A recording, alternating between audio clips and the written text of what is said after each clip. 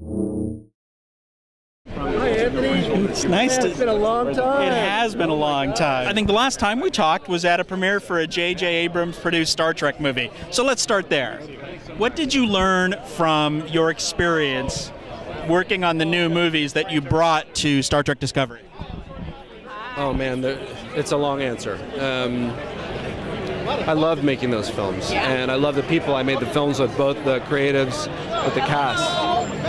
And JJ is he's such an emotionally driven creature as a filmmaker. He always understands the heart and soul of what he's trying to convey and what's the story he wants to tell. And we went through a really interesting process when we made the first film, because obviously we created the alternate timeline, and that meant making some incredibly bold choices, like, say, blowing up Vulcan and creating the alternate timeline. And we knew that we were either going to be crucified for it, or that the choice would be rewarded because people would understand that we were making it out of love and protection of Trek and of canon. And when we pitched it to Leonard Nimoy, knowing that if Leonard Nimoy said no, we just couldn't do that version of the movie, and he understood where it was coming from and blessed it, we felt like we could do it. And I think what it taught me was that you can push at the edges of canon, but you have to have a really good reason. And you can make really bold choices,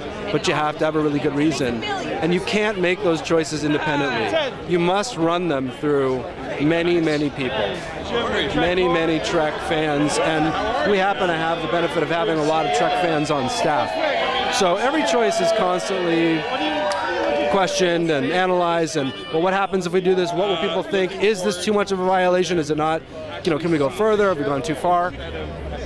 Knowing where that line is probably what I got from the experience of making the film. Now, I think you said something like, be patient with us, but would it be fair to say that you guys are fudging the line on aesthetic canon due to just, we have 50 years of technology, but you're going to stick with story canon? Is that fair? I guess the best way for me to answer your question is that obviously we look more modern than the original series, because we are in a modern world now, and if we made the show look that way, people would not feel that it was worth the money. That being said, every prop, every costume design is filtered through what existed at the time, and do we create the new version of it? Do we augment the original design in very subtle ways, or do we just leave it alone?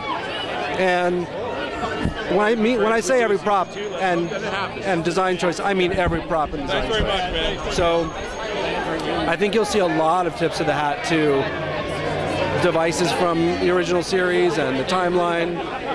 But yes, obviously, we wanted to create a more modern experience, and that necessitated certain adjustments. Now, you said something about how this first season will wrap up.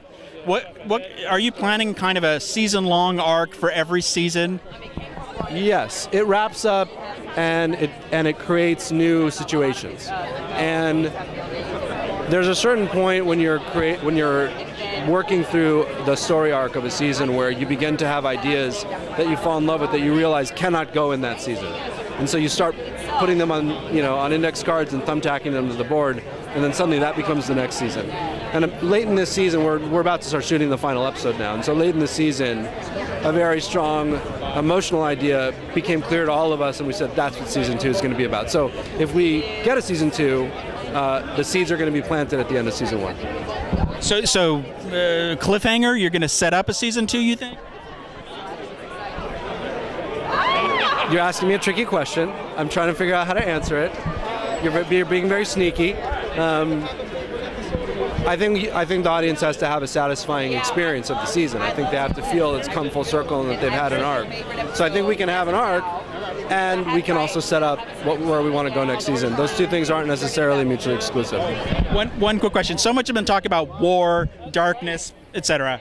But Star Trek is so much about exploration, and every once in a while a little technobabble and a spatial anomaly. Will we see any of that, of exploring strange new worlds in this one? Yes, absolutely, 100% yes. And not only that, you'll see the characters in Starfleet wrestling with their mission and their mandate and recognizing that the situation that they put in is really testing that.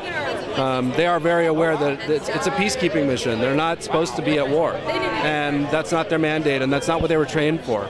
And so it's a constant conversation between all of them. How do you protect the ideals and the hope and the vision that Roddenberry created and that optimism? And in some ways, I think the way that I look at it is that as painful as it is to watch the characters go through a lot of what they go through this season, the opposition strengthens their resolve to build a brighter future.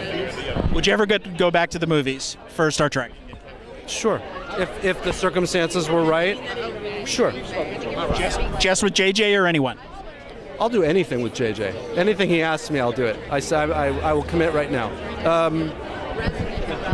You know what? Here's what I can tell you. I've now been fortunate enough to be part of Star Trek for almost 10 years. And I feel that in each version, I know whether people agreed with what we did or not. I know that we did it out of love, and we were protecting what we believe to be the integrity of Star Trek. And the minute that's over is the minute I don't want to be involved in Star Trek anymore. So if it were JJ, great. If it were someone else and I felt like we were able to do that, that's our job and our responsibility as the people who are working on Trek, is to hold on to and carry that legacy in the right way. Thank you very much. Good to talk to you.